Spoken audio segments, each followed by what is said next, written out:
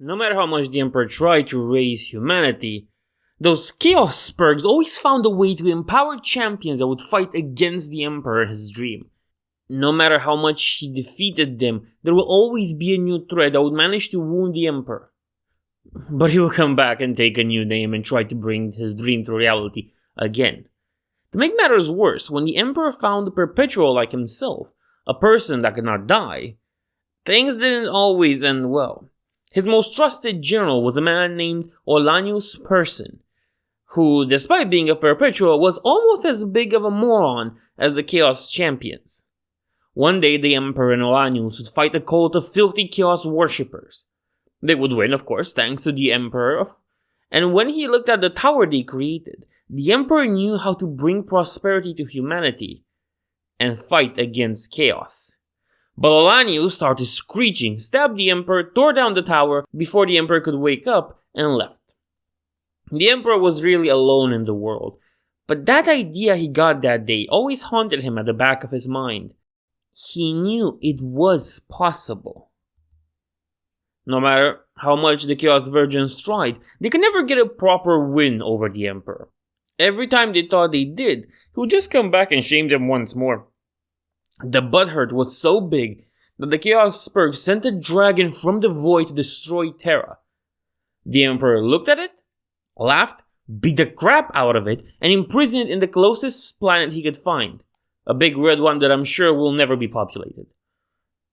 Life on Earth would go on. Humanity would reach the stars and create a vast empire. And then it would fall, because remember those Eldars doing their stupid stuff and creating a new Chaos God that affected the past and the future and the present? Yeah, it happened now. And once they birthed that demon god ate all their gods, because of course, space elves and their weak gods. But it also destroyed the impossibility of humanity ever coming in contact with each other again. Now humanity was split apart, unable to communicate and travel. It was setting the whole race back into the Stone Ages. But with nukes, Terra would see the worst of it. All its water was depleted thanks to the war of the techno-barbarians. Now imagine those are Germanic tribes fighting each other, but it's Mad Max. And the Emperor had to see his planet of birth fall to such lows. But don't think he stood idly by. The Emperor was working on a project that would grant him warriors that won't end up like Olanius. First, he created the Custodes, warriors unmatched in skill, created from his own gene seed. These were to be his children and guardians. Second, he created the Thunder Warriors, aggressive warriors that were one step above humanity. The Emperor makes no mistakes. Let's be clear on that.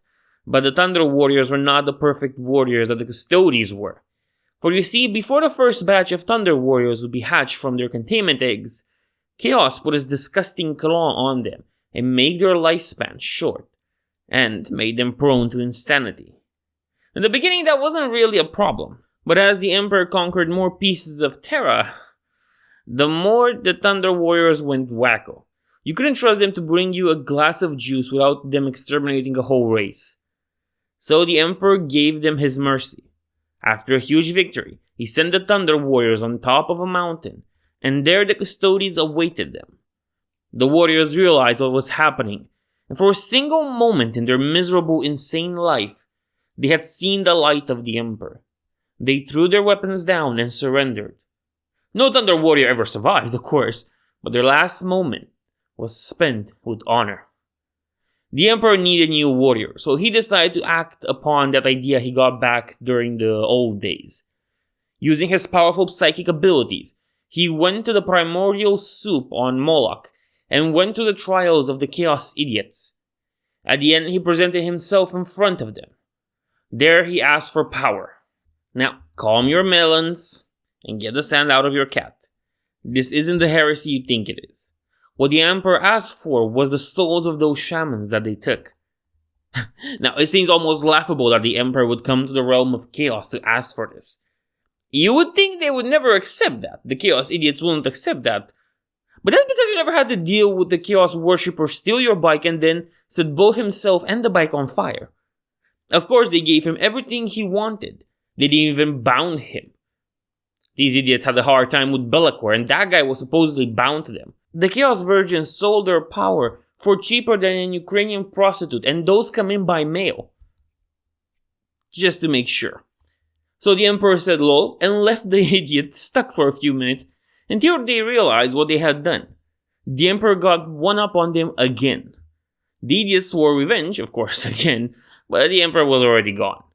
Back on Terra, he worked on a project. This project would be immense. He would create his own sons in his image that would lead their own legions of men created in their image. His sons would be the Primarchs, and their sons would be the Astartes. Their relationship will mirror that of the Emperor and the Custodes.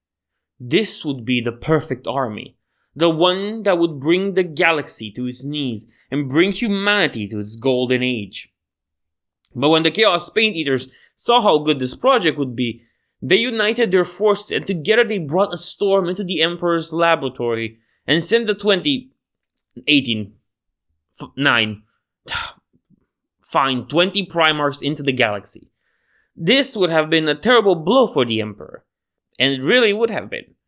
But the idiots didn't do anything to the Space Marines, so the Emperor still had his legions, his planet, and those Spurgs put one of the Primarchs so close to the Emperor it wasn't even a joke.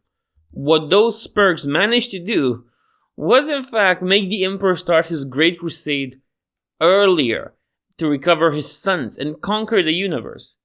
It even saved him from changing diapers in puberty. The score still remains 2-0 for the Emperor. Oh, I forgot to mention, some idiots would live on Mars and the Emperor decided not to fight them because they could make guns. They also started to consider him part of their god that was buried under the planet. The Emperor let them believe that because it was funny. If you like this video and you want to see more like it, do the usual supporting for the channel, like, comment, subscribe, share, rate, you know. You can also support it financially by becoming a member of the lodge, but that's less relevant, just do what you can. Nevertheless, thanks for watching, and I'll see you in the next one.